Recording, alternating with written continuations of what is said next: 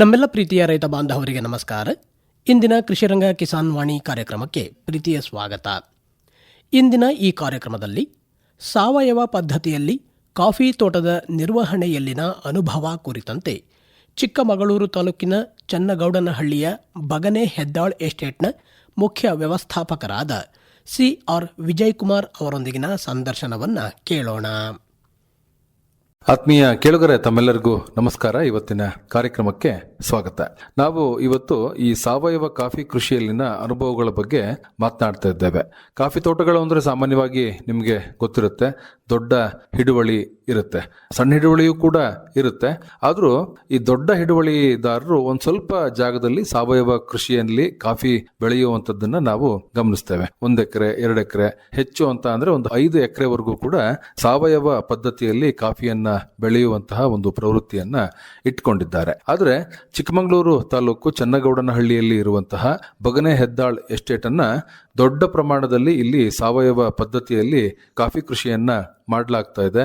ಸುಮಾರು 558 ಎಕರೆಯಷ್ಟು ಇರುವಂತಹ ಈ ಪ್ರದೇಶದಲ್ಲಿ 558 ಎಕರೆಯನ್ನು ಕೂಡ ಸಾವಯವ ಕೃಷಿಗೆ ಒಳಪಡಿಸಲಾಗಿದೆ. ಸಾವಯವ ಕೃಷಿಗೆ ಒಳಪಡಿಸಿದ ನಂತರ ಆರ್ಥಿಕವಾಗಿ ಅಲ್ಲದೆ ಬೇರೆ ಬೇರೆ ತರಹದಲ್ಲಿಯೂ ಕೂಡ ಪಾರಿಸರಿಕವಾಗಿ ಸಾಕಷ್ಟು ಅನುಕೂಲಗಳು ಆಗಿದ್ದಾವೆ ಅನ್ನುವಂಥ ಅಭಿಪ್ರಾಯಗಳು ಕೇಳಿ ಬರ್ತಾ ಇದ್ದಾವೆ. ಇಷ್ಟೊಂದು ದೊಡ್ಡ ವಿಸ್ತೀರ್ಣದ ತೋಟವನ್ನ ಹೇಗೆ ಸಾವಯವ ಪದ್ಧತಿಯ ಅಡಿಯಲ್ಲಿ ತರಲಿಕ್ಕೆ ಸಾಧ್ಯ ಆಯಿತು, ಅದಕ್ಕೆ ಏನೆಲ್ಲ ಪೂರ್ವಭಾವಿ ತಯಾರಿ ಇತ್ತು, ಏನು ಪ್ರೇರಣೆ ಇತ್ತು, ಮತ್ತೆ ಇವತ್ತಿಗೂ ಕೂಡ ಅದನ್ನ ಹೇಗೆ ಅವರು ನಿರ್ವಹಣೆಯನ್ನ ಮಾಡಿಕೊಂಡು ಹೋಗ್ತಾ ಇದ್ದಾರೆ ಅನ್ನುವಂಥ ವಿಚಾರಗಳನ್ನ ನಾವು ಇವತ್ತಿನ ಸಂಚಿಕೆಯಲ್ಲಿ ತಿಳಿದುಕೊಳ್ಳೋಣ. ಹೆಚ್ಚಿನ ಮಾಹಿತಿಯನ್ನ ಮಾಡಿಕೊಡ್ಲಿಕ್ಕಾಗಿ ನಮ್ಮೊಂದಿಗೆ ಇದ್ದಾರೆ ಚಿಕ್ಕಮಗಳೂರು ತಾಲೂಕಿನ ಚನ್ನಗೌಡನಹಳ್ಳಿಯ ಬಗನೆ ಹೆದ್ದಾಳ್ ಎಸ್ಟೇಟ್ನ ವ್ಯವಸ್ಥಾಪಕರಾದ CR ವಿಜಯಕುಮಾರ್ ಅವರು. ಸರ್, ತಮಗೆ ನಮಸ್ಕಾರ, ಕಾರ್ಯಕ್ರಮಕ್ಕೆ ಸ್ವಾಗತ. ನಮಸ್ಕಾರ ಸರ್. ಎಷ್ಟು ವರ್ಷಗಳಿಂದ ತಾವು ಇಲ್ಲಿ ವೃತ್ತಿಯನ್ನ ಮಾಡ್ತಾ ಇದ್ದೀರಿ? ಸರ್, ನಾನಿಲ್ಲಿ ಸುಮಾರು 19 ವರ್ಷ, ಅಂದ್ರೆ 2008ರಿಂದ ನಾನು ಇಲ್ಲಿ ವ್ಯವಸ್ಥಾಪಕರಾಗಿ ಕೆಲಸ ಮಾಡ್ತಾ ಇದ್ದೀನಿ ಸರ್. ನೀವು 2008ರಲ್ಲಿ ಬಂದಂತಹ ಪರಿಸ್ಥಿತಿಯಲ್ಲಿ ಇಲ್ಲಿಗೆ, ಆವಾಗ ಇಲ್ಲಿಯ ಪರಿಸ್ಥಿತಿ ಮತ್ತೆ ತೋಟದ ಸ್ಥಿತಿ ಹೇಗಿತ್ತು? ನಾನು ಬಂದಾಗ ಎಲ್ಲ ರಾಸಾಯನಿಕ ಕೃಷಿನೇ ಮಾಡ್ತಾ ಇದ್ರು ಇವರು. ಆಗ ತುಂಬಾ ಸಿಲ್ವರ್ ಮರಗಳಿತ್ತು. ತುಂಬಾ ಅಂದ್ರೆ ಒಂದು 70-80 ವರ್ಷ ಹಳೆಯ ಸಾವಿರಾರು ಮರಗಳಿತ್ತು. ಆ ಸಿಲ್ವರ್ ಮರಗಳು ಏನಾಗ್ತಾ ಇತ್ತು, ಅದರಿಂದ ಸರಿಯಾಗಿ ಆರ್ಗ್ಯಾನಿಕ್ ಮ್ಯಾಟರ್ ಸಿಗ್ತಾ ಇರಲಿಲ್ಲ ಇವರಿಗೆ. ಜೊತೆಗೆ ನೆರಳು ತುಂಬಾ ಜಾಸ್ತಿ ಇತ್ತು. ಕೆಮಿಕಲ್ ಫಾರ್ಮಿಂಗ್ ಮಾಡಿದ್ರೂ ಕೂಡ ಇವರು ಬರೀ 50 ಟನ್ ಕಾಫಿಯನ್ನ ತೆಗಿತಾ ಇದ್ರು. ಹೌದು ಅಂತ ಅಂದ್ರೆ ಆವಾಗ ರಾಸಾಯನಿಕ ಪದ್ಧತಿಯಲ್ಲಿ ಕೃಷಿಯನ್ನ ಮಾಡಲಾಗ್ತಾ ಇತ್ತು, ಆದ್ರೂ ಕೂಡ ಒಂದು ಉತ್ತಮವಾದಂತ ಇಳುವರಿ ಇಲ್ಲಿ ಇರಲಿಲ್ಲ. ಈ ತೋಟವನ್ನ ಸಾವಯವ ಪದ್ಧತಿಯಲ್ಲಿ ಅಳವಡಿಕೆಯನ್ನ ಮಾಡಿಕೊಳ್ಳಿಕ್ಕೆ ಬಹಳ ಮುಖ್ಯವಾದಂತಹ ಕಾರಣಕರ್ತರು ನೀವೇನೆ, ಸಾವಯವ ಪದ್ಧತಿಯಲ್ಲಿ ತರಬೇಕು ಅಂತ ಹೇಳಿ. ಇಷ್ಟು ದೊಡ್ಡ ತೋಟವನ್ನ ಸಾವಯವ ಪದ್ಧತಿಯಲ್ಲಿ ತರಬೇಕು ಅಂತ ಹೇಳಿ ಯಾಕೆ ಅನ್ನಿಸ್ತು ನಿಮಗೆ? ಸರ್, ನಾನು ಮೂಲತಃ ಕೃಷಿ ಪದವೀಧರ, ಜೊತೆಗೆ ನಮ್ಮ ತಂದೆ ತಾಯಿ ಕೂಡ ಕೃಷಿಕರೇನೆ. ನಾನು ಹಿಂದೆ ಸುಮಾರು 40 ವರ್ಷದಿಂದನೂ ನಾನು ಕೂಡ ಕೃಷಿ ಕಾರ್ಯದಲ್ಲಿ ಕೂಡ ತೊಡಗಿಕೊಂಡಿದ್ದೆ. ಸೊ ಆವಾಗ ನಾವು ಯಾವುದೇ ರಾಸಾಯನಿಕ ಬಳಸದೆ ನಾವು ಕೃಷಿಯನ್ನು ಮಾಡಿದ್ದೀವಿ. ನಾನು ನೋಡಿದ್ದೀನಿ, ನಮ್ಮೂರಲ್ಲಿ ಬರೀ ನಮ್ಮದೇ ಆದ ತಿಪ್ಪೆ ಗೊಬ್ಬರಗಳನ್ನು ಹಾಕಿ ನಾವು ಕೃಷಿಯನ್ನು ಮಾಡಿದ್ದು ನಾವು ನೋಡಿದ್ದೀವಿ. ನಾನು ಕೃಷಿ ಪದವೀಧರ ಆದಮೇಲೆ ನಾನು ಕೀಟನಾಶಕದ ಇಂಡಸ್ಟ್ರಿಗೆ, ಪೆಸ್ಟಿಸೈಡ್ ಇಂಡಸ್ಟ್ರಿಗೆ ಬರ್ತೀನಿ. ಅಲ್ಲಿ ಕೀಟನಾಶಕ ಮಾರುವಂಥವ್ರು ಇರ್ಬೋದು, ಯಾವುದೇ ಕಂಪನಿಗಳಿರ್ಬೋದು, ಎಲ್ಲ ನೋಡಿ ಸುಮಾರು ಒಂದು 2 ವರ್ಷ ನಾನು ಅಲ್ಲಿ ಕೆಲಸ ಮಾಡಿದ್ರಿಂದ ಅಲ್ಲಿ ಲಾಬಿ ಎಲ್ಲ ನೋಡಿ ಕೃಷಿಕರಿಗೆ ಆಗ್ತಾ ಇರತಕ್ಕಂಥ ಅನ್ಯಾಯ, ನಮಗೆ ಟಾರ್ಗೆಟ್ ಕೊಡ್ತಾ ಇದ್ರು. ಅದರಲ್ಲಿ ರೈತರಿಗೆ ಬೇಕೋ ಬೇಡೋ ಅದನ್ನು ಯಾರೂ ಕೇಳ್ತಾ ಇರಲಿಲ್ಲ. ಟಾರ್ಗೆಟ್ ಅನ್ನು ರೀಚ್ ಮಾಡಲೇಬೇಕಾಗಿತ್ತು. ಅನಿವಾರ್ಯವಾಗಿ ನಾವು ಕೂಡ ರೈತರಿಗೆ ಮೋಸ ಮಾಡೋಂಥ ಪರಿಸ್ಥಿತಿ ಇತ್ತು. ಸೊ ಅದರಿಂದ ತುಂಬ ಮನಸ್ಸಿಗೆ ಬೇಜಾರಾಗಿತ್ತು. ಹಾಗಾಗಿ ಆ ನೋವಿತ್ತು ನನಗೆ ಮನಸ್ಸಲ್ಲಿ. ಸೊ ಈ ಥರ ಒಂದು ಅವಕಾಶ ಸಿಕ್ಕಾಗ, ಇದು ಗಿರಿ ಏರಿಯಾ ಆಗಿರೋದ್ರಿಂದ ಚಿಕ್ಕಮಗಳೂರಿಂದ 20 ಕಿಲೋಮೀಟರ್ ಇದು ಸೀತಾಳಂಗಿರಿ ತಪ್ಪಲು ಬರುತ್ತೆ. ಸೀತಾಳಂಗಿರಿ ಮುಳ್ಳಂಗಿರಿ ಏನು ರೇಂಜ್ ಬರುತ್ತೆ, ಅದರ ತಪ್ಪಲಲ್ಲಿದೆ ಇದು. ಇಲ್ಲಿ ಸಾಕಷ್ಟು ಮಾಯಿಶ್ಚರ್ ಯಾವಾಗಲೂ ಕೂಡ ಇರುತ್ತೆ. ಹಾಗಾಗಿ ಇದು ರಾಸಾಯನಿಕ ಕೃಷಿ ಬಿಟ್ಟು ನಾವು ಸಾವಯವ ಕೃಷಿ ಮಾಡಲಿಕ್ಕೆ ಒಂದು ಸೂಕ್ತವಾದ ಹವಾಮಾನ ವಾತಾವರಣ ಇದ್ದಿದ್ರಿಂದ ನಾನು ಇದನ್ನು ಮಾಡಲೇಬೇಕು ಅಂತೇಳಿ. ಯಾಕೆಂದ್ರೆ ಅಷ್ಟೆಲ್ಲ ಅವರು ಹಿಂದೆ ಕೆಮಿಕಲ್ ಫಾರ್ಮಿಂಗ್ ರಾಸಾಯನಿಕ ಕೃಷಿ ಮಾಡ್ತಾ ಇದ್ರು ಕೂಡ ಅಷ್ಟೊಂದೇನು ಲಾಭ ಇರಲಿಲ್ಲ. ಸೊ ಹಾಗಾಗಿ ನಾವು ಯಾಕೆ ಇದನ್ನ ಮಾಡಬಾರ್ದು ಅಂತ ಹೇಳಿ ನನಗೆ ಒಂದು ಮನಸ್ಸಲ್ಲಿ ಆ ನೋವಿತ್ತಲ್ಲ. ಸೊ ಹಾಗಾಗಿ ನಾನು ಇದನ್ನ ಶುರು ಮಾಡಿದೆ. ನಿಮ್ಗೇನೋ ಒಂದು ಒಳ್ಳೆ ಆಲೋಚನೆ ಬಂತು, ಅದನ್ನ ಅನುಷ್ಠಾನವನ್ನು ಕೂಡ ಮಾಡಬೇಕು ಅಂತ ಹೇಳಿ ಅಂದ್ಕೊಂಡ್ರಿ. ಆದ್ರೆ ತೋಟದ ಮಾಲೀಕರು ಬೇರೆಯವರು, ಅವ್ರನ್ನ ಒಪ್ಸೋಂಥದ್ದು ಕೂಡ ಒಂದು ದೊಡ್ಡ ಸವಾಲು. ಅವರ ಮನವನ್ನ ಹೇಗೆ ಒಲಿಸಿದ್ರಿ? ಸರ್, ಇವರು ತುಂಬಾ ಗ್ರೀಡಿ ಜನ ಅಲ್ಲ. ನನಗೆ ಅಷ್ಟೇ ಲಾಭ ಬರಬೇಕು, ಇಷ್ಟೇ ಲಾಭ ಬರಬೇಕು ಅನ್ನೋ ಥರ ಜನ ಅಲ್ಲ ಈ ಮಾಲೀಕರು. ಅವರ ಕುಟುಂಬದವರು 6 ಜನ ಇದ್ದಾರೆ. ಅವರೆಲ್ಲರೂ ಕೂಡ ನಾವು ಕೂತು ಮಾತಾಡುವಾಗ ಅದರಲ್ಲಿ ಮೆಜಾರಿಟಿಯಾಗಿ ಆಯಿತು, ನೀವು ಶುರು ಮಾಡಿ, ನಾವು ನಿಮ್ಮಿಂದ ಇದ್ದೀವಿ ಅಂತೇಳಿ ನನಗೆ ಧೈರ್ಯ ಕೊಟ್ಟರು. ಸೊ ಹಾಗಾಗಿ ನಾನು ಇದನ್ನು ಶುರು ಮಾಡಲಿಕ್ಕೆ ಸಾಧ್ಯ ಆಯಿತು.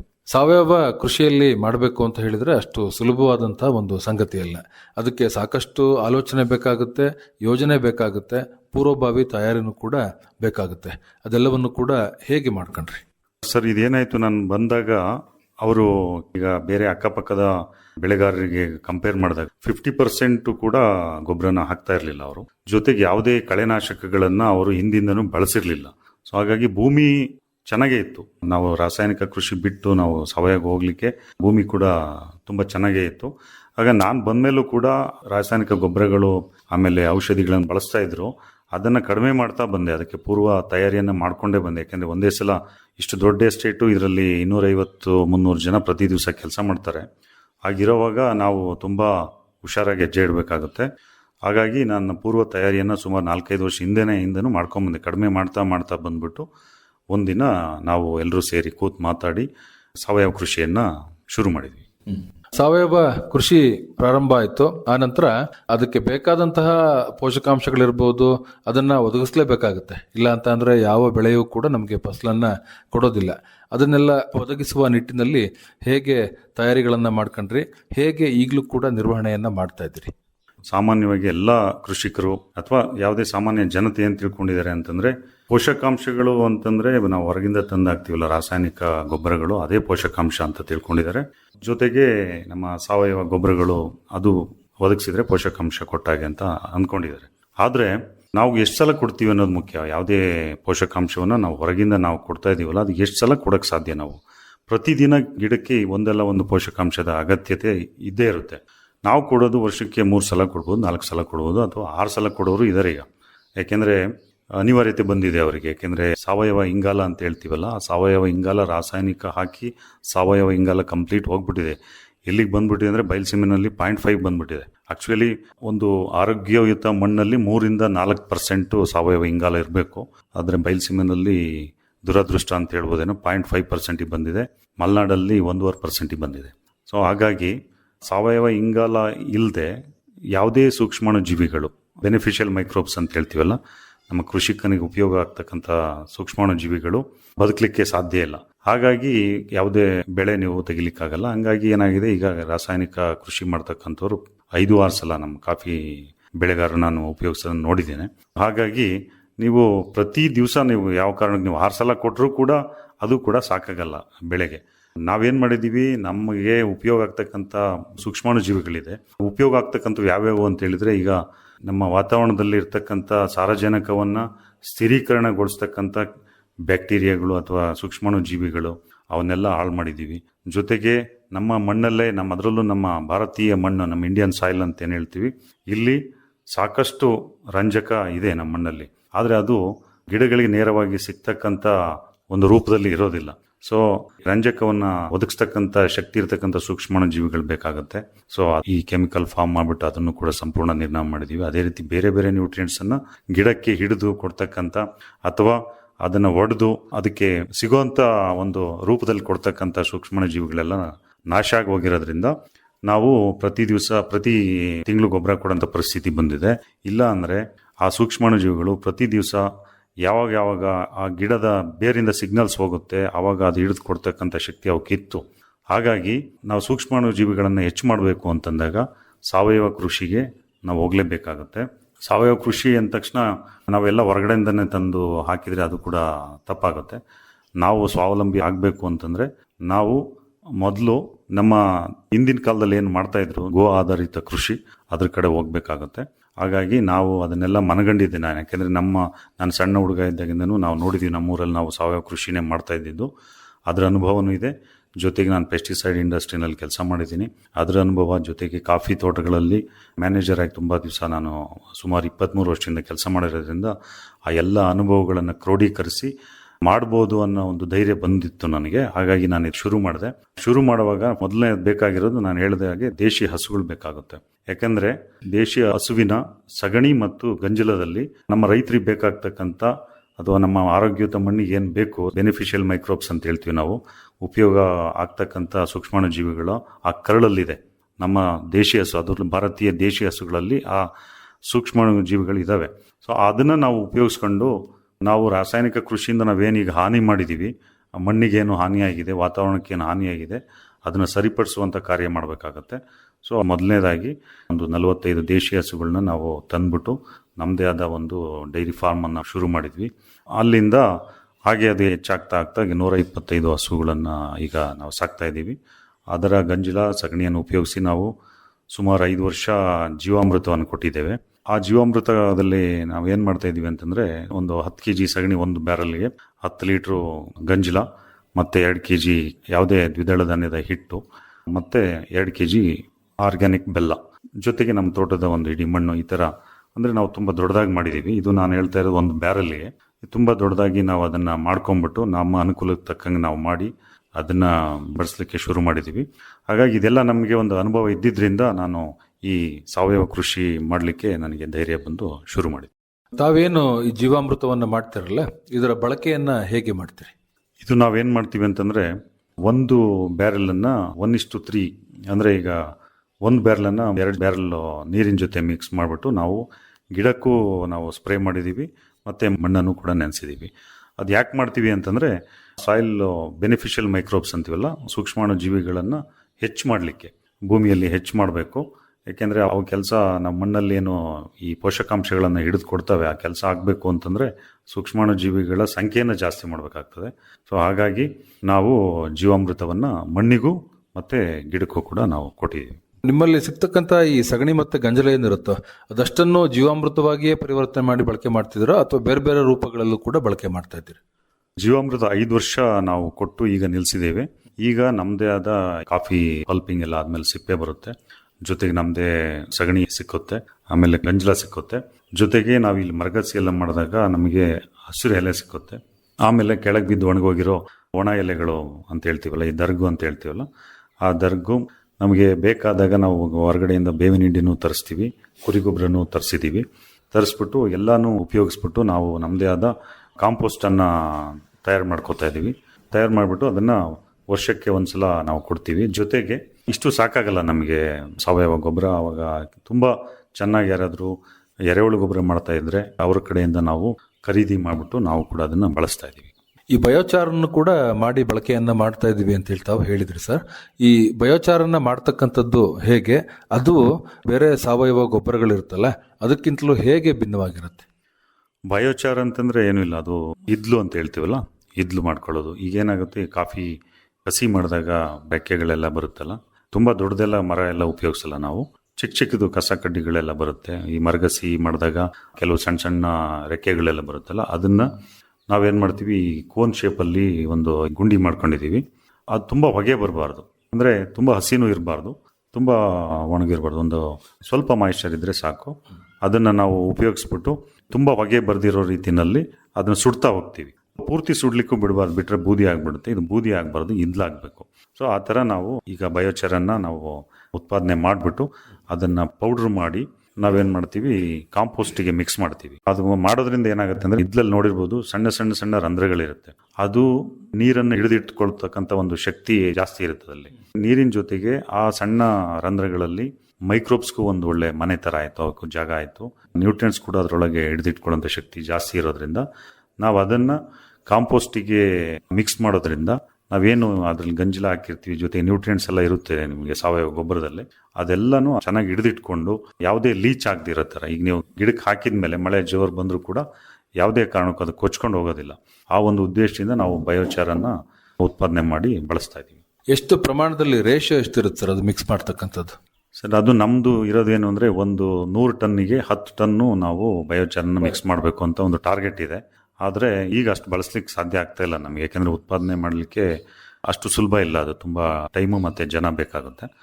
ಹಾಗಾಗಿ ಅಷ್ಟು ಆಗ್ತಾ ಇಲ್ಲ. ಮುಂದೆ ನಾವು 1:10 ರೇಷಿಯೋಗೆ ನಾವು ತೊಗೊಂಡು ಬರ್ತೀವಿ.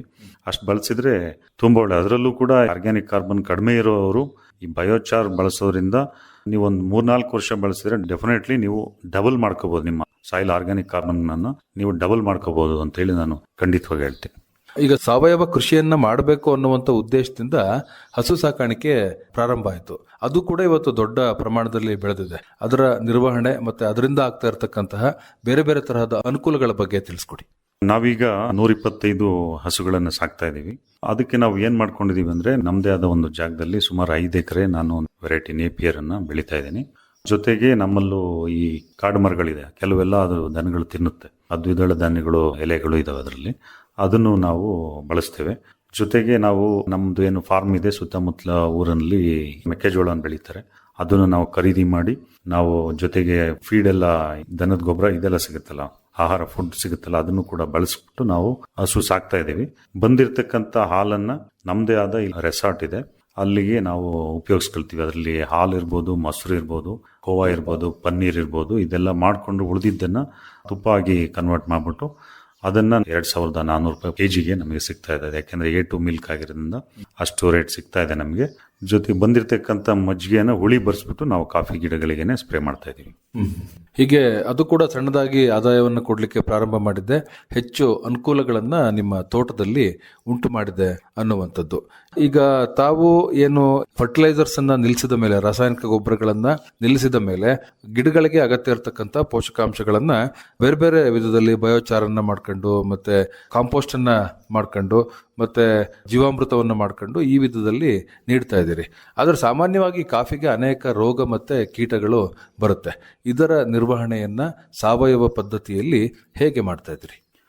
ತಾವು ಹೇಳಿದ ನಿಜ. ಕಾಫಿನಲ್ಲಿ ಮುಖ್ಯವಾಗಿ 3 ರೋಗಗಳು ಬರುತ್ತೆ. ಒಂದು ರೋಗ ಅಂತ ಹೇಳಿಕಲ್ಲ, ಒಂದು ಹುಳು, ವೈಟ್ ಸ್ಟೆಮ್ ಬೋರರ್ ಅಂತ ಹೇಳ್ತೀವಿ, ಅದು ತುಂಬಾ ಹಾನಿಯನ್ನ ಮಾಡ್ತಕ್ಕಂಥದ್ದು. ಅದು ಬಿಟ್ರೆ ಇನ್ನು ರೋಗಗಳಿಗೆ ಬಂದ್ರೆ ಬ್ಲ್ಯಾಕ್ ರಾಟು ಮತ್ತೆ ಕಾಫಿ ಲೀಫ್ ರಸ್ಟ್ ಅಂತ, ಎಲೆ ತುಕ್ಕು ರೋಗ ಅಂತ ಏನ್ ಹೇಳ್ತೀವಿ, ಅದು 2 ಪ್ರಮುಖವಾದ ರೋಗಗಳಿದೆ. ನಾವೇಗೆ ನಿರ್ವಹಣೆ ಮಾಡ್ತಾ ಇದೀವಿ ಅಂತಂದ್ರೆ, ಬೋರರನ್ನ ಹದವಾದ ನೆರಳನ್ನು ಇಟ್ಟಿದೀವಿ. ನಮ್ಮಲ್ಲಿ ಬೇರೆ ಬೇರೆ ಜಾತಿಯ ಕಾಡು ಮರಗಳು ಇದೆ. ನಾವು ಸಂಪೂರ್ಣವಾಗಿ ಸಿಲ್ವರ್ ಅನ್ನ ತೆಗಿತಾ ಹೋಗ್ತಾ ಇದೀವಿ, ದೊಡ್ಡದೆಲ್ಲ ಪೂರ್ತಿಯಾಗಿ ತೆಗೆದಿದ್ದೀವಿ. ಇನ್ನು ಮುಂದೆನೂ ಕೂಡ ತೆಗಿತಾ ಹೋಗ್ತೀವಿ. ಪ್ರತಿ ವರ್ಷ ನಾವು ಒಂದು 2000 ಕಾಡು ಜಾತಿಯ ಗಿಡಗಳನ್ನ ತಂದ್ಬಿಟ್ಟು ಫಾರೆಸ್ಟ್ ಡಿಪಾರ್ಟ್ಮೆಂಟ್ ಅಲ್ಲಿ ಕೊಡ್ತಾರೆ. ಅರಣ್ಯ ಇಲಾಖೆಯಿಂದ ತಂದ್ಬಿಟ್ಟು ನಾವು ನಾಟಿ ಮಾಡ್ತಾ ಇದ್ದೀವಿ. ಸೊ ಹದವಾದ ನೆರಳನ್ನ ನಾವು ಕೊಡ್ತೀವಿ ಅದಕ್ಕೆ. ಜೊತೆಗೆ ಈಗಾಗಲೇ 6 ವರ್ಷ ಆಗಿರೋದ್ರಿಂದ ಪರಾವಲಂಬಿ ಕೀಟಗಳೇನಿದೆ ಅದೆಲ್ಲ ಜಾಸ್ತಿ ಆಗಿದೆ ಸಂಖ್ಯೆ. ಹಾಗಾಗಿ ಪ್ರಕೃತಿನೇ ಅದನ್ನ ಸಮತೋಲನ ಮಾಡ್ಕೊಂಡು ಹೋಗ್ತಾ ಇದೆ. ಇನ್ನು ಬ್ಲ್ಯಾಕ್ ರಾಟಿಗೆ ಬಂದ್ರೆ, ನಾವು ಸುಮಾರು 4 ವರ್ಷ ಏನೂ ಬಳಸ್ತಾ ಇರಲಿಲ್ಲ, ಅದಕ್ಕೋಸ್ಕರ ಯಾವುದೇ ಕೀಟನಾಶಕ ಬಳಸ್ತಾ ಇರಲಿಲ್ಲ. ನಮ್ಮ ಆರ್ಗ್ಯಾನಿಕ್ ಸರ್ಟಿಫೈಯಿಂಗ್ ಏಜೆನ್ಸಿ ಅವರು ಹೇಳಿದ್ರು, ಅವರು ಮೈಲ್ತುತ್ತು ಸುಣ್ಣ ಬಳಸಿ ಬೋರ್ಡೋ ದ್ರಾವಣ ತಯಾರು ಮಾಡಿಬಿಟ್ಟು ಅದನ್ನು ನೀವು ಕೊಡ್ಬೋದು, ಅದು ಕೂಡ ಆರ್ಗ್ಯಾನಿಕ್ ಅಂತೇಳಿ. ಸೊ 4 ವರ್ಷ ನಾವೇನು ಬಳಸ್ತಿಲ್ಲ. ಹಾಗಾಗಿ ಸ್ವಲ್ಪ ರೋಗ ಉಲ್ಬಣ ಆಗಿ ನಾವು ಸ್ವಲ್ಪ ಲಾಸ್ ಅಂದ್ರೆ ಬರ್ತಕ್ಕಂಥ ಲಾಭದಲ್ಲಿ ಸ್ವಲ್ಪ ಪ್ರಮಾಣ ಕಡಿಮೆ ಆಗಿದೆ. ಹಾಗಾಗಿ ನಾವು ಕಳೆದ ವರ್ಷದಿಂದ ನಾವು 0.5% ಬೋರ್ಡೋ ದ್ರಾವಣವನ್ನ ಸಿಂಪಡಣೆ ಮಾಡ್ತಿದ್ವಿ. ಈಗ ಬ್ಲ್ಯಾಕ್ ರಾಟ್ ಕೂಡ ಕಡಿಮೆ ಆಗಿದೆ, ತುಂಬಾ ಕಡಿಮೆ ಇದೆ. ಜೊತೆಗೆ ಲೀಫ್ ರಸ್ಟ್ ಕೂಡ ಕಂಟ್ರೋಲ್ ಆಗುತ್ತಿದೆ. ಯಾಕೆಂದ್ರೆ ಬೋರ್ಡೋ ದ್ರಾವಣ 2ಕ್ಕೂ ಉಪಯೋಗ ಬರುತ್ತೆ. ಅದನ್ನ ನಾವು ಬಳಸ್ಬಿಟ್ಟು ಕಂಟ್ರೋಲ್ ಮಾಡ್ತಾ ಇದ್ದೀವಿ. ಅದು ಬಿಟ್ರೆ ಇನ್ನು ನಾವು ಕಲ್ಚರಲ್ ಪ್ರಾಕ್ಟೀಸಸ್ ಅಂತ ಏನ್ ಹೇಳ್ತೀವಿ, ಗಿಡದ ನೆತ್ತಿಯನ್ನು ಬಿಡಿಸೋದು, ಗಾಳಿ ಆಡೋ ತರ ಮಾಡೋದು, ಮಳೆಗಾಲದಲ್ಲಿ ಸ್ವಲ್ಪ ಕಳೆಗಳನ್ನ ಕಂಪ್ಲೀಟ್ ತೆಗೆದ್ಬಿಟ್ಟು ರಾಶಿ ಹಾಕುವಂಥದ್ದು, ಈಗೆಲ್ಲ ಮತ್ತೆ ಮರಗಸಿಯನ್ನ ಮಾಡ್ತಕ್ಕಂಥ ಇದೆಲ್ಲ ಬಳಸ್ಬಿಟ್ಟು ನಾವು ರೋಗ ಮತ್ತು ಕೀಟದ ನಿಯಂತ್ರಣವನ್ನು ಮಾಡ್ತಾ ಇದ್ದೀವಿ. ಹೀಗೆ ರೋಗ ಮತ್ತು ಕೀಟಗಳನ್ನು ಕೂಡ ತಾವು ಸಂಪೂರ್ಣವಾಗಿ ಸಾವಯವ ಪದ್ಧತಿಯಲ್ಲೇ ನಿರ್ವಹಣೆಯನ್ನ ಮಾಡ್ತಾ ಇದ್ದೀರಿ. ಈ ಹುಳಿ ಮಜ್ಜಿಗೆ ಸಿಂಪಡಣೆಯನ್ನ ಹೆಚ್ಚಾಗಿ ಮಾಡ್ತೀವಿ ಅಂತ ಹೇಳಿದ್ರಿ, ಏನು ಅನುಕೂಲ ಸರ್ ಇದರಿಂದ? ಸರ್, ಈ ಹುಳಿ ಮಜ್ಜಿಗೆ ಏನಿದೆ, ಇದು ಒಂದು ಬೆಳವಣಿಗೆನ ಪ್ರಚೋದನೆ ಮಾಡುತ್ತೆ. ನಿಮಗೆ ಗ್ರೋತ್ ಪ್ರಮೋಟರ್, ಗ್ರೋತ್ ಹಾರ್ಮೋನ್ಸ್ ಅಂತ ಏನ್ ಹೇಳ್ತೀವಿ. ಹಾಗಾಗಿ ಮಜ್ಜಿಗೆ ಬಳಸಿದಾಗ ಗಿಡ ತುಂಬಾ ಚೆನ್ನಾಗಿ, ಅಂದ್ರೆ ಅದಕ್ಕೆ ಕೆಲವು ನ್ಯೂಟ್ರಿಯೆಂಟ್ಸ್ ಸಿಗೋದ್ರಿಂದ ಗಿಡ ತುಂಬಾ ಚೆನ್ನಾಗಿ ಬೆಳೆಯುತ್ತೆ. ನೀವು ಗ್ರೋತ್ ಪ್ರಮೋಟರ್ಸ್, ಈಗ ಅಮಿನೋ ಆಸಿಡ್ಸ್ ಬಳಸೋದಿರ್ಬೋದು, ಹ್ಯೂಮಿಕ್ ಆಸಿಡ್ ಬಳಸ್ತೀರಿ, ಆಗೇನು ನಿಮಗೆ ಅನುಕೂಲ ಆಗುತ್ತೆ ಅದೇ ರೀತಿ ಇದು ಅನುಕೂಲ ಆಗುತ್ತೆ ಸರ್. ಹಾಗಾಗಿ ಈ ಹುಳಿ ಮಜ್ಜಿಗೆ ಸಿಂಪಡಣೆಯಿಂದಲೂ ಕೂಡ ಸಾಕಷ್ಟು ಅನುಕೂಲಗಳು ಆಗ್ತಾ ಇದ್ದಾವೆ. ಗಿಡದ ಬೆಳವಣಿಗೆಗೆ ಪೂರಕವಾಗಿ ಇದು ಕೆಲಸವನ್ನ ಮಾಡ್ತಾ ಇದೆ ಅನ್ನುವಂಥದ್ದು. ಇನ್ನು ಈಗ ಸಾವಯವ ಪದ್ಧತಿಗೆ ಬಂದು ತಾವು 5ರಿಂದ 6 ವರ್ಷ ಆಗ್ತಾ ಇದೆ. ಈ 5ರಿಂದ 6 ವರ್ಷದಲ್ಲಿ ತೋಟದಲ್ಲಿ ತಾವು ಏನೇನು ಬದಲಾವಣೆಗಳನ್ನ ಕಂಡಿದ್ದೀರಾ ಅನ್ನುವಂಥದ್ದು ಅಂತ ಅಂದ್ರೆ, ನಾವು ಪ್ರಕೃತಿಯನ್ನ ಯಾವುದೇ ತರಹದಲ್ಲಿ ಅದಕ್ಕೆ ನಾವು ತೊಂದರೆ ಮಾಡಲಿಲ್ಲ ಅಂತ ಅಂದರೆ ಅಲ್ಲಿ ಸಾಕಷ್ಟು ಅಚ್ಚರಿಗಳನ್ನು ನಾವು ನೋಡಲಿಕ್ಕೆ ಸಾಧ್ಯತೆ ಇರುತ್ತೆ. ಮಣ್ಣು ಬಹಳ ಚೆನ್ನಾಗಾಗುತ್ತೆ, ಪರಿಸರ ಬದಲಾಗುತ್ತೆ, ಸೂಕ್ಷ್ಮ ಪರಿಸರ ನಿರ್ಮಾಣ ಆಗುತ್ತೆ, ಹಕ್ಕಿ ಪಕ್ಷಿಗಳು ಹೆಚ್ಚು ಪ್ರಮಾಣದಲ್ಲಿ ಬರುವಂತಹ ಸಾಧ್ಯತೆ ಇರುತ್ತೆ. ನಿಮ್ಮ ತೋಟದ ಪರಿಸ್ಥಿತಿ ಹೇಗಿದೆ ಅನ್ನುವಂಥದ್ದನ್ನು ವಿವರಿಸಿ. ಸೊ ನಾವು ಸಾವಯವಕ್ಕೆ ಬಂದ ಮೇಲೆ ನಾನು ಯಾಕೆ ಹೇಳ್ತಾ ಇದ್ದೀನಿ ಅಂತಂದರೆ, ತುಂಬ ಸೂಕ್ಷ್ಮವಾಗಿ ನೋಡ್ತೀನಿ ನಾನು ಪರಿಸರದಲ್ಲಿ. ಯಾವುದೇ ಒಂದು ಹಕ್ಕಿ ಪಕ್ಷಿಗಳಿರ್ಬೋದು, ಗಿಡ ಮರಗಳಿರ್ಬೋದು, ಪ್ರತಿಯೊಂದು ತುಂಬ ಸೂಕ್ಷ್ಮವಾಗಿ ನಾನು ನೋಡ್ತೇನೆ. ಯಾಕೆಂದರೆ ನಾನು ಬಯಲುಸೀಮೆಯಲ್ಲಿ ಹುಟ್ಟು ಬೆಳೆದಿರೋದು. ಈ ಮಲೆನಾಡನ್ನು ನೋಡ್ಬಿಟ್ಟು ಇಲ್ಲಿ ಮಲೆನಾಡಿಗೆ ಮನಸ್ಸು ಹೊತ್ತು ನಾನು ಇಲ್ಲಿರೋದು. ಹಾಗಾಗಿ ನಾನು ಪ್ರತಿದಿನ ನಮ್ಮ ಪರಿಸರವನ್ನು ನೋಡ್ತಾ ಇರ್ತೇನೆ. ನಾವು ರಾಸಾಯನಿಕ ಕೃಷಿ ಮಾಡುವಾಗ ಏನಿತ್ತು ಇಲ್ಲಿಯ ಜೀವ ವೈವಿಧ್ಯತೆ, ಅದಕ್ಕೂ ಇದಕ್ಕೂ ತುಂಬ ಜಾಸ್ತಿ ಆಗಿದೆ ಸರ್. ಈಗ ಜೀವ ವೈವಿಧ್ಯತೆ ಯಾವ ರೀತಿಯಲ್ಲಿ ಹೇಳ್ಬೋದು ಅಂತಂದರೆ, ನಿಮಗೆ ಈ ಕೀಟಗಳಿರ್ಬೋದು, ಬೇರೆ ಬೇರೆ ನಾವು ಕೆಮಿಕಲ್ ಸ್ಪ್ರೇ ಮಾಡಿದಾಗ, ರಾಸಾಯನಿಕ ಸ್ಪ್ರೇ ಮಾಡಿದಾಗ ನಿಮಗೆ ಎಲ್ಲ ರೀತಿಯ ಕೀಟಗಳು, ಅದರಲ್ಲಿ ರೈತನಿಗೆ ಉಪಯೋಗ ಆಗ್ತಕ್ಕಂಥದ್ದಿರ್ಬೋದು ಅಥವಾ ಹಾನಿ ಮಾಡಿ ಎರಡೂ ಕೀಟಗಳು ಸಾಯುತ್ತೆ. ಯಾಕೆಂದರೆ ಯಾವುದು ನಾವು ಮಾಡಿದ್ದು ಕೆಮಿಕಲ್ ಅದನ್ನು ಇಂಥದನ್ನೇ ಸಾಯಿಸ್ಬೇಕು ಅಂತ ಏನಿಲ್ಲ, ಎಲ್ಲನೂ ಸಾಯಿಸುತ್ತೆ. ಅದು ತುಂಬ ಕಡಿಮೆ ಇತ್ತು. ಈಗ ಜಾಸ್ತಿ ಆಗಿದೆ. ನಮ್ಮ ಪರಾವಲಂಬಿ ಜೀವಿಗಳೇನಿದಾವಲ್ಲ ಅವೆಲ್ಲ ಜಾಸ್ತಿಯಾಗಿ ನಮಗೆ ಆಟೋಮೆಟಿಕ್ ಆಗಿ ವೈಟ್ ಸ್ಟೆಮ್ ಬೋರರು ಅಥವಾ ಬೇರೆ ಬೇರೆ ನಾವು ಹಾನಿ ಮಾಡ್ತಕ್ಕಂಥ ಕೀಟಗಳ ಸಂಖ್ಯೆ ನಿಯಂತ್ರಣದಲ್ಲಿದೆ. ಯಾಕೆಂದರೆ ನಾವು ಪರಿಸರದಲ್ಲಿ ಯಾವುದನ್ನು ಕಂಟ್ರೋಲ್ ಮಾಡ್ಲಿಕ್ಕೆ ನಾವು ಯಾರೂ ಅಲ್ಲ, ಅದು ಪರಿಸರಕ್ಕೆ ಬಿಟ್ಟಿದ್ದು. ಹಾಗಾಗಿ ನಾವು ನಿಯಂತ್ರಣದಲ್ಲಿ ಇಡ್ಬೋದು. ಹಾಗೆ ನಿಯಂತ್ರಣದಲ್ಲಿ ಇದೆ. ಜೊತೆಗೆ ಹಕ್ಕಿ ಪಕ್ಷಿಗಳಂತೂ ಅದು ಎಷ್ಟು ಆಗಿದೆ ಅಂತಂದರೆ, ನಾವೇನು ಮಾಡಿದ್ದೀವಿ, ಈಗ ಸಿಲ್ವರ್ ತೆಗೆದ್ಬಿಡ್ತೀವಿ. ನೀವು ಸಿಲ್ವರಲ್ಲಿ ಹಕ್ಕಿ ಪಕ್ಷಿಗಳು ವಾಸ ಮಾಡಲಿಕ್ಕೆ ತುಂಬ ಕಷ್ಟ ಸರ್. ಅದು ಹಣ್ಣು ಇರಲ್ಲ, ಹೂವಿರಲ್ಲ. ಜೊತೆಗೆ ಏನಾಗುತ್ತೆ, ಅದನ್ನು ಈಗ ಹದ್ದುಗಳಿರ್ಬೋದು, ಒಂದನ್ನು ತಿಂದು ಇನ್ನೊಂದು ಬದುಕಲ್ಲ, ಅವು ಜಾಸ್ತಿ ಆಗಿಬಿಡ್ತವೆ. ಯಾಕೆಂದರೆ ಅವಕ್ಕೆ ಇದು ಓಪನ್ ಇರುತ್ತೆ ಮರ, ಅವಲ್ಲಿ ಗೂಡು ಕಟ್ಟಿದರೆ ಕಾಣುತ್ತೆ ಅವಕ್ಕೆ ಮೇಲಿಂದ. ಸೊ ಇದು ಬದುಕೋದು ಕಷ್ಟ ಆಗುತ್ತೆ. ಅವಕ್ಕೆ ಹ್ಯಾಬಿಟೆಟ್ ಅಂತ ಏನು ಹೇಳ್ತೀವಿ, ಹ್ಯಾಬಿಟೆಟ್ ಅಷ್ಟು ಚೆನ್ನಾಗಿರಲ್ಲ ಯಾವುದರಲ್ಲಿ, ಸಿಲ್ವರ್ ಗಿಡದಲ್ಲಿ. ಅದೆಲ್ಲ ತೆಗೆದು ನಾವು ಕಾಡು ಮರನೇ ಇಟ್ಕೊಂಡಿರೋದ್ರಿಂದ ಅಲ್ಲಿ ಅವಕ್ಕೆ ವಾಸ ಮಾಡಲಿಕ್ಕೆ ತುಂಬ ಅನುಕೂಲ. ಯಾಕೆಂದರೆ ಬೇರೆ ಬೇರೆ ಜಾತಿಯ ಹಣ್ಣುಗಳು ಇದೆ, ಮತ್ತು ಅವಕ್ಕೆ ಬೇಕಾಗ್ತಕ್ಕಂಥ ನೆರಳು ತುಂಬ ಬೇಸಿಗೆಯಲ್ಲಿ ಮರಿ ಮಾಡಲಿಕ್ಕೆ ಅದಕ್ಕೆಲ್ಲ ಅದೆಲ್ಲ ಕರೆಕ್ಟಾಗಿ ಸಿಗ್ತಾ ಇರೋದ್ರಿಂದ ಅವುಗಳ ಸಂಖ್ಯೆ ತುಂಬ ಅಂದರೆ ತುಂಬ ಜಾಸ್ತಿ ಆಗಿದೆ. ನೀವು ನೋಡ್ಬೋದು, ಇಲ್ಲೇ ನೀವು ಇಲ್ಲಿ ಕೂತಲ್ಲೇ ಸೌಂಡ್ ಕೇಳ್ತಾ ಇದೆ, ಅಷ್ಟು ಚೆನ್ನಾಗಿ ಸೌಂಡ್ ಕೇಳುತ್ತೆ. ನೀವಿನ್ನು ತೋಟದೊಳಗೆ ಹೋಗ್ಬಿಟ್ರೆ ಅದರ ಆನಂದನೇ ಬೇರೆ. ಹಾಗಾಗಿ ಹಕ್ಕಿ ಪಕ್ಷಿಗಳ ಸಂಖ್ಯೆ ಜಾಸ್ತಿ ಆಗಿದೆ. ನಾವೆಲ್ಲ ಬೇರೆ ಇನ್ನೇನು ಅದರೊಂದು ಉಪಯೋಗ ಅಂತಂದರೆ, ಅವು ಹಣ್ಣುಗಳ ಜೊತೆ ಕೀಟಗಳನ್ನ ತಿನ್ನುತ್ತೆ. ಸೊ ಕೀಟಗಳು ನಿಯಂತ್ರಣದಲ್ಲಿರ್ತವೆ. ಅದೇನು ತಿನ್ನುತ್ತಲ್ಲ, ಅದು ತಿನ್ನುವಂಥ ವಸ್ತು ಎಲ್ಲ ತುಂಬ ನ್ಯೂಟ್ರಿಷಿಯಸ್, ಪ್ರೋಟೀನ್ಸ್ ಇರುತ್ತೆ, ವಿಟಮಿನ್ಸ್ ಎಲ್ಲ ಇರುತ್ತೆ. ಅದು ಹಿಕ್ಕೆ ಹಾಕುತ್ತೆ. ಒಂದು ಮರದ ಮೇಲೆ ಕೂತ್ಕೊಂಡ್ರೆ ಹಕ್ಕಿ ಪಕ್ಷಿಗಳು 100 ಕೂತಿರುತ್ತೆ, ಇಡೀ ದಿನ ಕೂತಿರ್ತವೆ. ಅದೇನು ಹಿಕ್ಕೆ ಹಾಕತ್ತೆ, ಅದು ಕೂಡ ತುಂಬ ಉತ್ಕೃಷ್ಟವಾದ ಗೊಬ್ಬರ.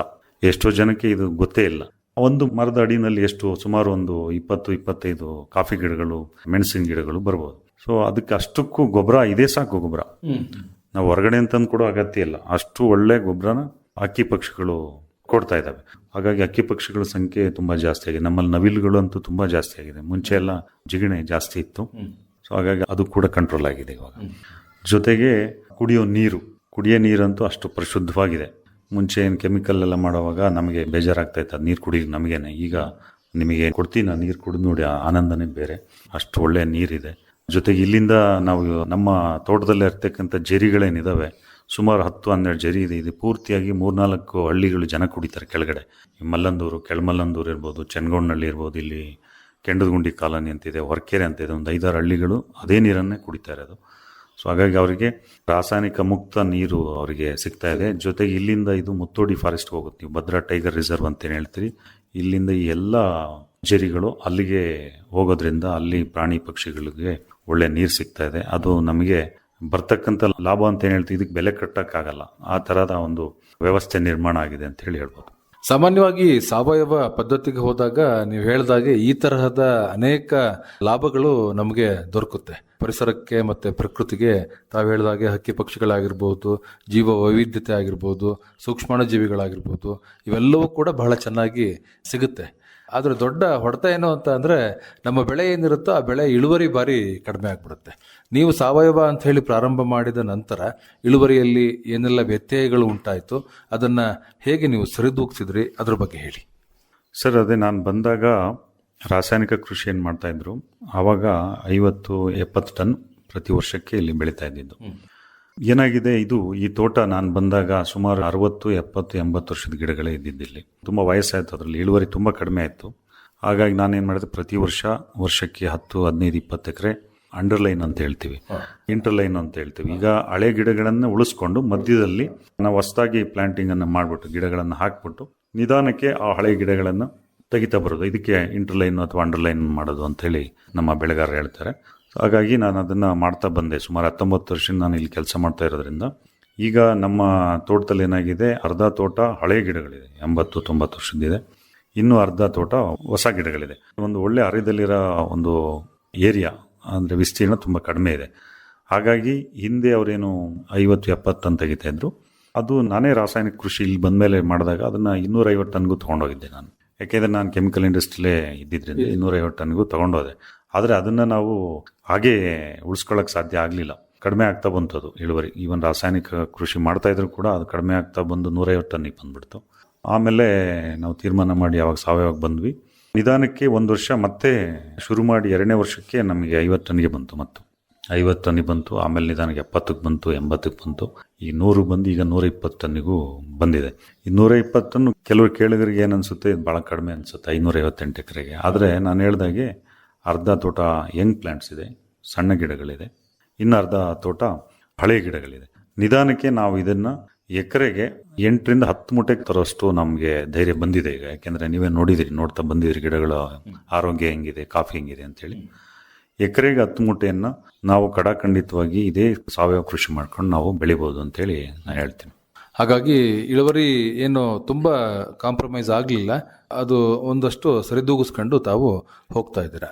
ಸಾವಯವದಲ್ಲಿ ದೊಡ್ಡ ಸಮಸ್ಯೆ, ಅದರಲ್ಲೂ ವಿಶೇಷವಾಗಿ ಕಾಫಿ ಬೆಳೆಗಾರರಿಗೆ ದೊಡ್ಡ ಸಮಸ್ಯೆ ಅಂತ ಅಂದ್ರೆ ಸರ್ ಮಾರುಕಟ್ಟೆಯದ್ದು. ಇವತ್ತು ರಾಸಾಯನಿಕಗಳನ್ನು ಹಾಕಿ ಬೆಳೆದವ್ರಿಗೂ ಅಷ್ಟೇ ಬೆಲೆ ಸಿಗುತ್ತೆ, ಸಾವಯವ ಪದ್ಧತಿಯಲ್ಲಿ ಬೆಳೆದಂಥವ್ರಿಗೂ ಕೂಡ ಅಷ್ಟೇ ಸಿಗುತ್ತೆ ಅನ್ನುವಂಥ ಒಂದು ದೊಡ್ಡ ಅಳಲಿದೆ.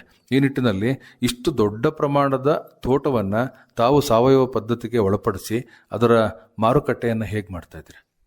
ನೀವು ಹೇಳಿದಾಗ ಮಾರುಕಟ್ಟೆ ಸಮಸ್ಯೆ ಇದೆ, ನಮಗೂ ಇಲ್ಲ ಅಂತ ನಾವು ಹೇಳೋದಿಲ್ಲ. ನಾವು woods and rain forest alliance RA certificate ಏನಿದೆ ಅದನ್ನು ಮಾಡಿಸ್ಕೊಂಡಿದ್ದೀವಿ. ಜೊತೆಗೆ ಸಾವಯವ ಸರ್ಟಿಫಿಕೇಟ್, ಆರ್ಗ್ಯಾನಿಕ್ ಸರ್ಟಿಫಿಕೇಟ್ ಕೂಡ ನಾವು ಮಾಡಿಸಿದ್ವಿ. ನಮಗೆ ಈಗ ಸಾವಯವ ಉತ್ಪನ್ನಗಳನ್ನು ತಗೊಳ್ತಕ್ಕಂಥ, ಸಾವಯವ ಕಾಫಿಯನ್ನು ತಗೊಳ್ತಕ್ಕಂಥದ್ದು ತುಂಬ ಕಡಿಮೆ ಇದೆ. ದೊಡ್ಡ ದೊಡ್ಡ ಕಂಪ್ನಿಗಳು ಕೂಡ ಅಷ್ಟು ಮುಂದೆ ಬಂದಿಲ್ಲ ಇದುವರೆಗೆ.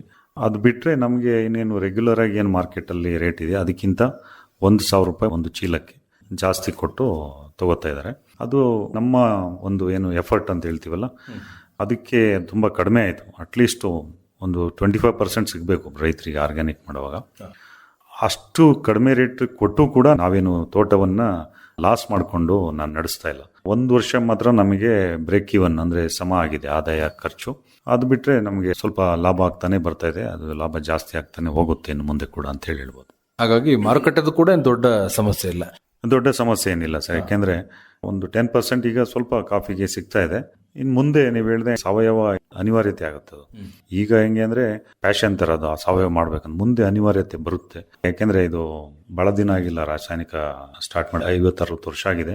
ಈಗಾಗಲೇ ನಿಮಗೆ ಗೊತ್ತಿರೋ ಹಾಗೆ ಪಂಜಾಬಲ್ಲಿ ಏನೇನಾಗಿದೆ ಎಲ್ರಿಗೂ ಗೊತ್ತಿದೆ. ಪ್ರತಿಯೊಬ್ಬರ ಮನೆಯಲ್ಲೂ ಕ್ಯಾನ್ಸರ್ ಪೇಷಂಟ್ಗಳು ಇದ್ದಾರೆ. ಈಗಾಗಲೇ ಯುರೋಪಿಯನ್ ಕಂಟ್ರೀಸ್ ಏನಿದೆ ಅಲ್ಲಿಂದ ಯುರೋಪಿಯನ್ ಯೂನಿಯನ್ ಅವರು ಈಗಾಗಲೇ ನಮ್ಮ ಕಾಫಿಯನ್ನು ವಾಪಸ್ ಕಳಿಸಿದ್ದಾರೆ. ಎಲ್ರಿಗೂ ಗೊತ್ತಿದೆ ಅದು. ಯಾಕೆಂದರೆ ಕ್ಲೋರೋಪೈರಿಫಾಸ್ ಜಾಸ್ತಿ ಆಗಿದೆ ಅಂತೇಳಿ ವಾಪಸ್ ಕಳಿಸಿದ್ದಾರೆ. ಮುಂದೆ ಒಂದಿನ ತಗೊಳ್ಳೋದೇ ನಿಲ್ಲಿಸ್ಬೋದು ಈ ಥರ ಬೆಳೆದ್ರೆ. ಆವಾಗ ಸಾವಯವ ಅನಿವಾರ್ಯತೆ ಆಗುತ್ತೆ. ಆಗಿರೋವಾಗ ನಾವು ಆದಷ್ಟು ಸಾವಯವ ಕೃಷಿ ಕಡೆ ಎಷ್ಟು ಸಾಧ್ಯ ಆಗುತ್ತೆ ಅಷ್ಟು ಎಲ್ಲರೂ ಕೂಡ ಇದನ್ನು ಮಾಡಬೇಕು ಅಂತ ಹೇಳ್ತಾ ಇಲ್ಲ ನಾನು. ಯಾರಿಗೆ ಸಾಧ್ಯತೆ ಇದೆ, ಏನೇನು ಸಾಧ್ಯತೆ, ಈಗ ಏನು ನ್ಯೂಟ್ರಿಯೆಂಟ್ಸ್ ಮ್ಯಾನೇಜ್ಮೆಂಟ್ ಏನಿದೆ, ಪೋಷಕಾಂಶಗಳ ನಿರ್ವಹಣೆ, ಅದರಲ್ಲಾದರೂ ನಾವು ಬದಲಾವಣೆ ತರ್ಬೋದು. ಕೆಲವು ಕೆಮಿಕಲ್ಸ್ ಇದೆ, ಕ್ಲೋರೋಪೈರಿಫಾಸ್ ಪ್ಲಸ್ ಸೈಪರ್ಮೆಥ್ರಿನ್, ಸಿಂಥೆಟಿಕ್ ಪೈರಾಥ್ರೈಡ್ಸ್ ಎಲ್ಲ ಸ್ಪ್ರೇ ಮಾಡ್ತಾ ಇದ್ದಾರೆ. ಅದರ ಬಳಕೆ ನಿಲ್ಲಿಸಿ ಬೇರೆ ಬೇರೆ ಇದಾವೆ. ನೀವು ವಿಜ್ಞಾನಿಗಳು ಕೇಳಿದ್ರೆ ಅದೆಲ್ಲ ಒಳ್ಳೊಳ್ಳೆ ಮಾಹಿತಿಯನ್ನು ಕೊಡ್ತಾರೆ. ಅದನ್ನೆಲ್ಲ ಉಪಯೋಗಿಸ್ಕೊಂಡು ಆದಷ್ಟು ನಾವು ರಾಸಾಯನಿಕ ಕೃಷಿಯನ್ನ, ರಾಸಾಯನಿಕಗಳನ್ನ ಬಳಸೋದನ್ನ ಕಡಿಮೆ ಮಾಡ್ತಾ ಬಂದ್ರೆ ಒಳ್ಳೇದು ಅಂತ ಹೇಳ್ಬೋದು. ಮಾರುಕಟ್ಟೆ ವಿಸ್ತರಣೆಗೆ ಸಂಬಂಧಪಟ್ಟ ಹಾಗೆ ಮುಂದಿನ ದಿವಸಗಳಲ್ಲಿ ಬೇರೆ ಬೇರೆ ಏನೆಲ್ಲ ಆಲೋಚನೆಗಳಿದ್ದಾವೆ? ಏನಾದರೂ ಸ್ಪೆಷಾಲಿಟಿ ಕಾಫಿಯನ್ನ ಮಾಡುವಂಥದ್ದು ಅಥವಾ ತಮ್ಮದೇ ಆದಂತಹ ಒಂದು ಬ್ರಾಂಡ್ ಅನ್ನ ಕ್ರಿಯೇಟ್ ಮಾಡುವಂಥದ್ದು, ಈ ತರದ ಆಲೋಚನೆಗಳಿದ್ದಾವೆ? ಇದೆ ಸರ್. ಈಗ ಏನಾಗಿದೆ, ನಾವೀಗಾಗಲೇ ಸ್ಪೆಷಾಲಿಟಿ ಕಾಫಿಯನ್ನು ಮಾಡ್ತಾ ಇದ್ದೀವಿ. ಸ್ಪೆಷಾಲಿಟಿ ಕಾಫಿ ಮಾಡಿಬಿಟ್ಟು ನೀವು ಬೆಂಗಳೂರು ಹೋಟೆಲ್ ಒಬೆರಾಯ್ಗೆ ಹೋದ್ರೆ ನೀವು ನೋಡ್ಬೋದು, ಮೆನ್ಯೂ ಕಾರ್ಡಲ್ಲಿ ನಮ್ಮದೇ ಬಗ್ನೆ ಎದ್ದೇಳು ಕಾಫಿ ಅಂತ ಇದೆ. ನಾವು ಸ್ಪೆಷಾಲಿಟಿ ಕಾಫಿ ಮಾಡಿಬಿಟ್ಟು ಅವ್ರಿಗೆ ನಾವೇ ಎಲ್ಲ ಕಂಪ್ಲೀಟ್ ಪೌಡ್ರ್ ಕೂಡ ಮಾಡಿಕೊಡ್ತಾ ಇದ್ದೀವಿ ಅವರಿಗೆ. ಸೊ ಹಾಗೆ ಅದನ್ನು ನೀವು ಹೇಳಿದಾಗ ವಿಸ್ತರಣೆ ಮಾಡಬೇಕು ಅಂತೇಳಿ ನಮ್ಮ ಈ ತೋಟದ ಮಾಲೀಕರ ಮೊಮ್ಮಕ್ಕಳು, ಅಂದರೆ ನೆಕ್ಸ್ಟ್ ಜನ್ರೇಷನ್ ಎಲ್ಲ ಪ್ಲ್ಯಾನ್ ಮಾಡ್ತಾ ಇದೆ, ನಡೀತಾ ಇದೆ ಈಗಾಗಲೇ.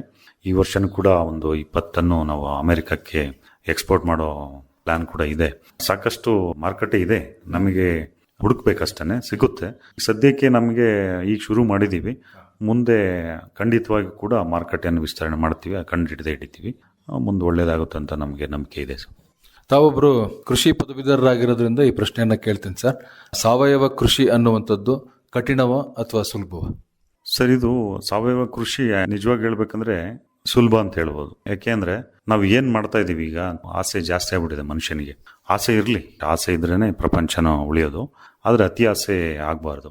ಯಾಕೆ ಹೇಳ್ತೀನಿ ಅಂತಂದ್ರೆ, ನಾವು ಏನನ್ನ ಕಳ್ಕೊಂಡು ಇದನ್ನು ಪಡ್ಕೋತಾ ಇದೀವಿ, ಅದು ಮುಖ್ಯ. ನಾವೇನೇ ಒಂದು ಈಗ ಇಷ್ಟೊಂದು ನಾವು ಕಾಫಿ ಬೆಳಿತೀವಿ, ಒಂದು ಎಕರೆಗೆ 50 ಮೂಟೆ ತನಕ ತಗೊಂಡು ಹೋಗ್ತೀವಿ ಅಂತಲೂ ಕೆಲವರು ಹೇಳೋದು ನೋಡಿದ್ದೀನಿ ನಾನು. ಆಯ್ತು, ಬೆಳಿತೀರಾ, ಆದರೆ ಏನನ್ನು ಕಳ್ಕೊತಿದೀವಿ ಅದ್ರ ಬದಲಾಗಿ ಅಂತ. ಯಾಕೆಂದ್ರೆ ನಾನು ಇವತ್ತು ನೋಡ್ತಾ ಇದ್ದೆ, ಭೂಮಿಗೆ 45,000 ಕೋಟಿ ವರ್ಷ ಆಯುಸ್ಸಂತೆ. ಅದೇ ನಮ್ಮ ಮನುಷ್ಯನಿಗೆ 20 ಲಕ್ಷ ವರ್ಷ ವಯಸ್ಸು ಅಷ್ಟೇ. ಅಲ್ಲಿಂದ ಮನುಷ್ಯ ಅಸ್ತಿತ್ವದಲ್ಲಿದ್ದಾನೆ. ಅದರಲ್ಲೂ ನಾವೀಗ ಈಗಿನ ಬಂದ್ರೆ ರಾಸಾಯನಿಕ ಕೃಷಿ ಶುರು ಮಾಡಿದೀವಲ್ಲ, ಅದು ನೋಡುವಾಗ ತುಂಬಾ 50-60 ವರ್ಷದಿಂದ ಅಷ್ಟೇ ನಾವು ಮಾಡ್ತಾ ಇರೋದು. ಅವಾಗಿಂದ ಒಂದು 2-3 ಜನರೇಷನ್ನು ತುಂಬಾ ಚೆನ್ನಾಗಿ ಎಂಜಾಯ್ ಮಾಡ್ಬೋದು ಸರ್, ಏನೂ ತೊಂದರೆ ಇಲ್ಲ. ಪ್ರಕೃತಿಲಿ ಇರ್ತಕ್ಕಂಥ ಎಲ್ಲ ಸಂಪನ್ಮೂಲಗಳನ್ನು ಬಳಸ್ಕೊಂಡು 2-3 ಜನರೇಷನ್ನು ತುಂಬಾ ಚೆನ್ನಾಗಿ ಬದುಕಿದ್ದಾರೆ. ನಾನು ನೋಡಿದ್ದೀನಿ. ಈ ಅಡಿಕೆ ಕೃಷಿಕರು ಇರ್ಬೋದು, ಕಾಫಿ ಕೃಷಿಕರು ಇರ್ಬೋದು. ಮುಂಚೆ ಹೇಳ್ತಾ ಇದ್ರು, ನಮ್ಮ ಮಾಲೀಕರು ಏಜ್ ಆಗಿದೆ, ಈಗ ಅವರು 94 ವರ್ಷ ವಯಸ್ಸು. ಅವ್ರು ಹೇಳ್ತಾ ಇದ್ರು, ಮುಂಚೆ ಕಾಫಿ ಗಿಡ ಬಿಸಾಕಿದ್ರೆ ಬರ್ತಿತ್ಕೊಂಡ್ರಿ ಅಂತ ಹೇಳೋರು. ಮುಂಚೆ ಸುಮ್ಮನೆ ಹಾಕಿದ್ರು ಬರ್ತಿತ್ತಲ್ಲ ಅದೇ ಕಾಫಿ ಗಿಡ, ಇವತ್ತು ನೀವು ಅದನ್ನು ಅಷ್ಟು ಚಂದ ಮಾಡಿ ಗುಂಡಿ ಹೊಡೆದು ಅದು ಗೊಬ್ಬರ ಎಲ್ಲ ತುಂಬಿಸಾಕಿದ್ರು ಬರ್ತಾ ಇಲ್ಲ. ಅದು ಯಾಕಾಗಿದೆ ಅದನ್ನು ನಾವು ಯೋಚನೆ ಮಾಡಬೇಕು ಸರ್.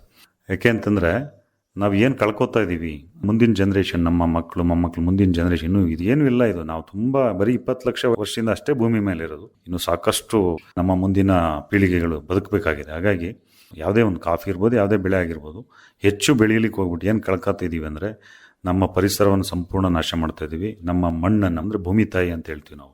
ಸೊ ನಾವು ಕಳ್ಕೊತಾ ಇರೋದು, ನಾವೇನು ಪಡ್ಕೊತೀವಲ್ಲ ಅದಕ್ಕಿಂತ 100,000 ಪಟ್ಟು ನಾವು ಹಾಳು ಮಾಡ್ತಾ ಇದ್ದೀವಿ. ಹಾಳು ಮಾಡಿ ಇದನ್ನು ಪಡ್ಕೊತಾ ಇದ್ದೀವಿ. ಹಾಗಾಗಿ ಆಸೆಗೆ ಒಂದು ಮಿತಿ ಇರಬೇಕು. ಅದನ್ನ ನಾವು ಒಂದು ಮಿತಿ ಇಟ್ಕೊಂಡು ಭೂಮಿ ತಾಯಿಯ ಆರೋಗ್ಯವನ್ನು ಹಾಳು ಮಾಡದೆ ಏನೇನು ಮಾಡ್ಲಿಕ್ಕೆ ಸಾಧ್ಯತೆ. ಈಗ ಸಾಕಷ್ಟು ಟೆಕ್ನಾಲಜಿ ಬಂದಿದೆ, ಸಾಕಷ್ಟು ತಿಳಿದವರಿದ್ದಾರೆ. ತಿಳ್ಕೊಂಬಿಟ್ಟು ಆದಷ್ಟು ನಾವು ಸಾವಯವದ ಕಡೆ ಹೋದ್ರೆ ಖಂಡಿತವಾಗಿ ಕೂಡ ಸಾವಯವ ಕೃಷಿ ಕಷ್ಟ ಅಂತ ನಾನು ಹೇಳೋದೇ ಇಲ್ಲ. ಯಾಕೆಂತಂದ್ರೆ, ಈಗ ನೋಡಿ, ನೀವು ಕೆಮಿಕಲ್ ಸ್ಪ್ರೇ ಮಾಡ್ತೀರಿ, ಮಾಡಿಬಿಟ್ಟು 100 ರೋಗಗಳನ್ನು ನೀವೇ ಬರ್ಸ್ಕೊಳ್ತೀರಿ. ಅದು ಕಷ್ಟ ಆಗಲ್ವಾ?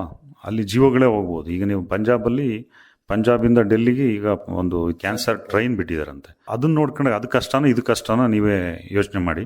ಖಂಡಿತವಾಗಿ ಕೂಡ ಸಾವಯವ ಕೃಷಿ ಖಂಡಿತ ಕಷ್ಟ ಅಲ್ಲ. ನಾವೇನ್ ಮಾಡ್ತಾ ಇದೀವಿ ನೋಡಿ, ನಾವು ಇವತ್ತು ನಾಯಿಗಳು ಸಾಕ್ತಾ ಇದೀವಿ, ಎಲ್ಲಿಂದನೋ ತಂದ್ಬಿಟ್ಟು ನಾಯಿ ಸಾಕ್ತಿವಿ. ಅದ್ರ ಬದಲು ಯಾಕೆ ನಾವು ಹಸು ಸಾಕ್ಬಾರ್ದು? ಈಗ ಏನಾಗಿದೆ, ನಾಯಿ ಸಾಕಿದವರು ಒಂದು ಪ್ರೆಸ್ಟೀಜ್, ಅವರ ಅಂತಸ್ತನ್ನ ನಾಯಿ ಮೂಲಕ ತೋರಿಸ್ತಾರೆ. ಅದು ಹಿಂದಿನ ಕಾಲದಲ್ಲಿ ಹಂಗೆ ಇರಲಿಲ್ಲ ಸರ್. ಏನಾಗಿತ್ತು ಅಂದ್ರೆ, ಯಾರ ಮನೆಯಲ್ಲಿ ಹಸುಗಳು ದನ ಕರುಗಳು ಹೆಚ್ಚಿರ್ತಾ ಇತ್ತು ಅವ್ರ ಮನೆಗೆ ಹೆಣ್ಣು ಕೊಡ್ತಾ ಇದ್ರು ಜನ.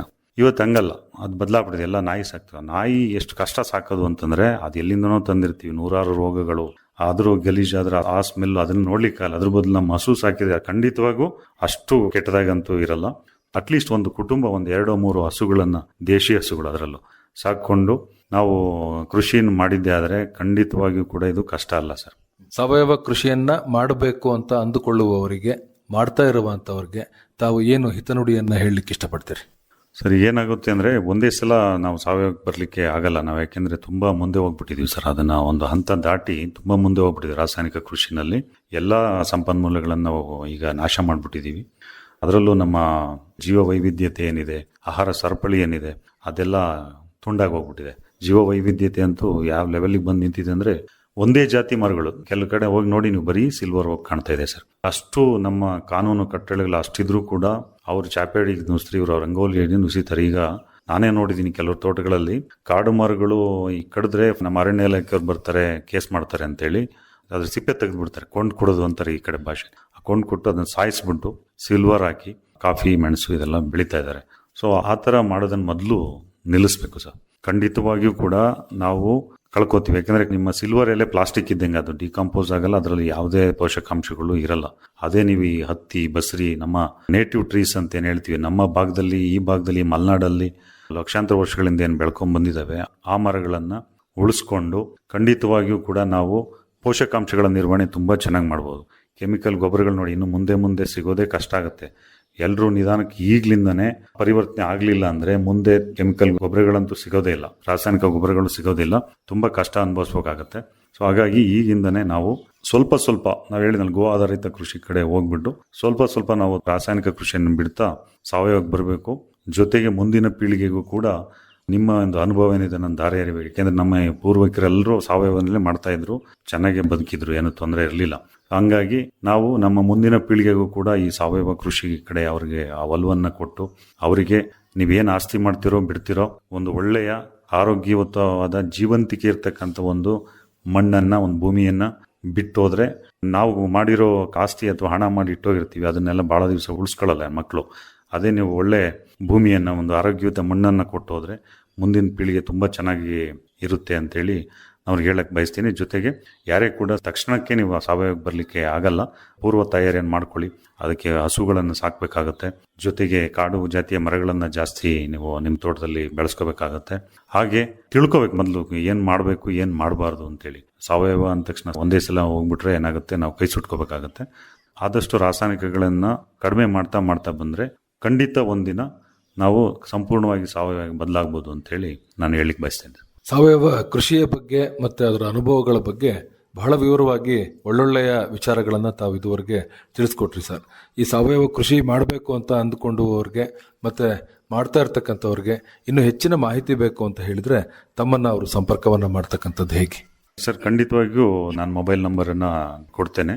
ನೀವು ಖಂಡಿತ ಯಾರು ಬೇಕಾದರೂ ಯಾವಾಗ ಬೇಕಾದರೂ ಮಾಡಿದರೆ, ನನಗೆ ಇರೋ ಅಲ್ಪ ಅನುಭವವನ್ನು ಅವರ ಜೊತೆ ಹಂಚ್ಕೊಳ್ಳಿಕ್ಕೆ ನಾನು ತಯಾರಿದ್ದೇನೆ. ನನ್ನ ಮೊಬೈಲ್ ನಂಬರು 7483491166 74834911166. ಒಳ್ಳೆಯದು CR ವಿಜಯಕುಮಾರ್ ಅವರೇ, ಇದುವರೆಗೆ ಸಾವಯವ ಕಾಫಿ ಕೃಷಿಯಲ್ಲಿನ ಅನುಭವಗಳನ್ನು ಬಹಳ ವಿವರವಾಗಿ ಮನಮುಟ್ಟುವ ರೀತಿಯಲ್ಲಿ ಹೊಸ ಹೊಸ ವಿಚಾರಗಳೊಂದಿಗೆ ತಾವು ನಮ್ಮ ಕೇಳುಗರಲ್ಲಿ ಈ ಥರದ ಎಲ್ಲ ವಿಚಾರಗಳನ್ನು ಕೂಡ ಹಂಚಿಕೊಂಡ್ರಿ. ತಮಗೆ ಧನ್ಯವಾದಗಳು. ನಮಸ್ಕಾರ. ನಮಸ್ಕಾರ ಸರ್, ನಿಮಗೂ ಧನ್ಯವಾದ. ಇಲ್ಲಿವರೆಗೆ ಬಂದಿದ್ದಕ್ಕೆ ತುಂಬ ಥ್ಯಾಂಕ್ಸ್. ಇದುವರೆಗೆ ಸಾವಯವ ಪದ್ಧತಿಯಲ್ಲಿ ಕಾಫಿ ತೋಟದ ನಿರ್ವಹಣೆಯಲ್ಲಿನ ಅನುಭವ ಕುರಿತಂತೆ ಚಿಕ್ಕಮಗಳೂರು ತಾಲೂಕಿನ ಚನ್ನಗೌಡನಹಳ್ಳಿಯ ಬಗನೆ ಹೆದ್ದಾಳ್ ಎಸ್ಟೇಟ್ನ ಮುಖ್ಯ ವ್ಯವಸ್ಥಾಪಕರಾದ CR ವಿಜಯಕುಮಾರ್ ಅವರೊಂದಿಗಿನ ಸಂದರ್ಶನ ಕೇಳಿದಿರಿ. ಇವರನ್ನ ಸಂದರ್ಶಿಸಿದವರು ಅರಕಲಗೂಡು ವಿ ಮಧುಸೂದನ್.